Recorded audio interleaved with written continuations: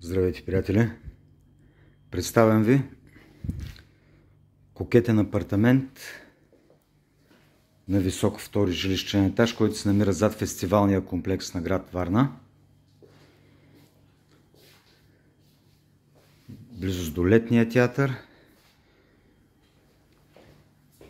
и до морската градина, която е зад тази къща, виждате дърветата. Представлява този голям дневен тракт,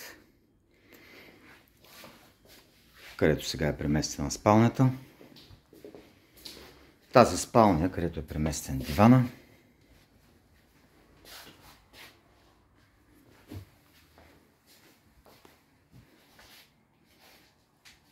С много голям прозорец.